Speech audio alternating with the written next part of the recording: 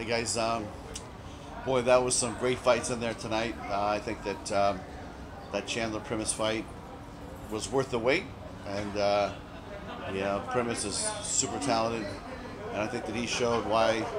He won the first one. He was a champ for the last 18 months. So, congratulations to Michael for such a great performance, and Javi was amazing. I think that was a big victory for him, and let's just open it up. Yeah, unique event, obviously unique atmosphere, first time.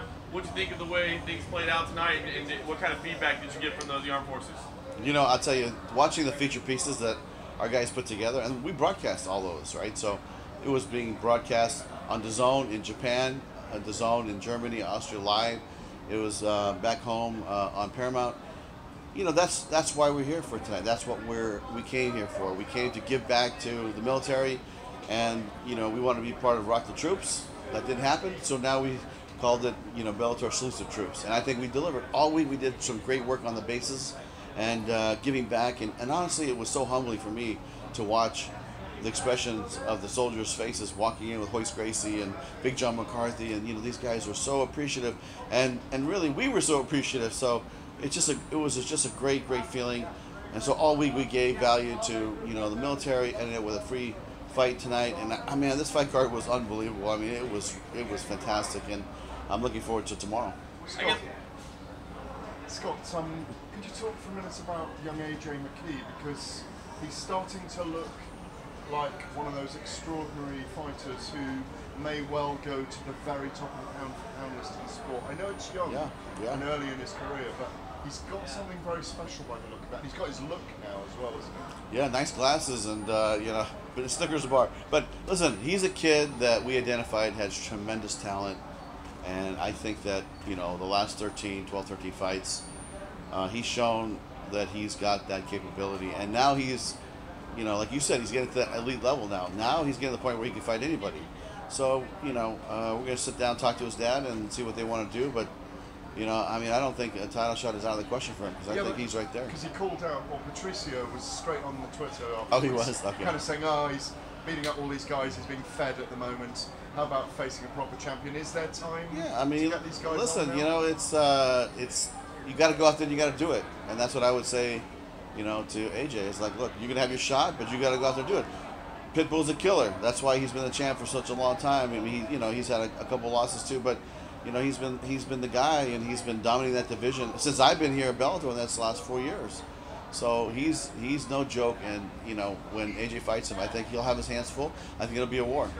Did you have a medical update on Frank Mir? It seemed like maybe he lost a tooth or two. I'm not sure what happened. Yeah, what I heard was that they had to stitch him up pretty good, and that he had several teeth that were starting to fall out. So he's on his way to the hospital, and they'll take good care of him there.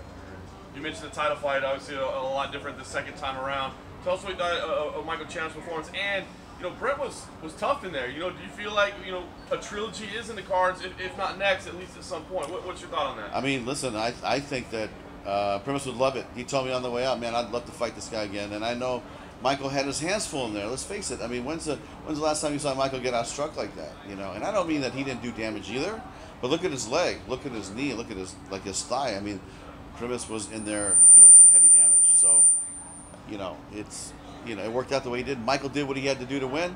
He had a great performance.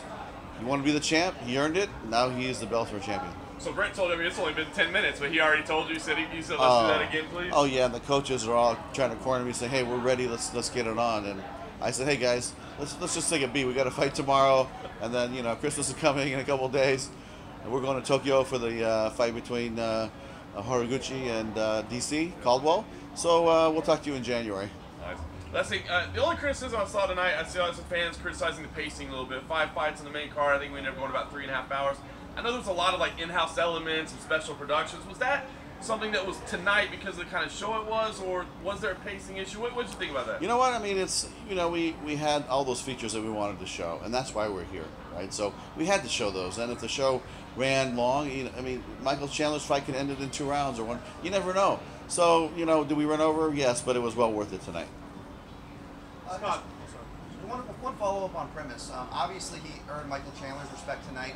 regardless of what matchup we want to make in particular, what about just getting him back in faster? That's been one of his criticisms, even amongst himself, that he wants to get in there more. Yeah, I mean, listen, we're going to put him to work, and we're going to, give him the opportunity to build his way back up to get to the title. But he will not be taking, a year and a half off. That was really a very weird situation. We have a lot of fights, and we keep our guys pretty busy, and it's just, somebody had a baby, then somebody else had a baby, then somebody moved, and it's like life just got in the way, and that's just what happens. Scott, tomorrow, big night locally with the Lima fight. We're expecting a packed house. Just wondering, it's going to be a big fight. This arena hasn't held a big MMA fight in a while. How was production? How was getting everything ready? Just what did you think about the venue and how it came off tonight? Listen, this venue, I've been coming here for many years to watch some of the greatest fights in MMA history here back in 95, 96, 97, when Super Raw was here, and then when the Penn family was here. We did a co-promotion with me, meaning K1. When I was working for K1, we did the fights at Aloha Stadium with them and the fights at the Stan Sheriff Center. So it's a great venue for a fight fan. There's not a bad seat in that house. And you'll see it. It'll roar tonight, and I think it's really going to roar tomorrow night. Scott, Alima mentioned about keeping the fights in the cage, especially tomorrow. Are you going to ramp up security tomorrow a little bit more than you did tonight? Yeah, you know what? I think that we had some good security, and not every security member that you see is going to be in uniform. So, just keep that in mind. Thanks, guys.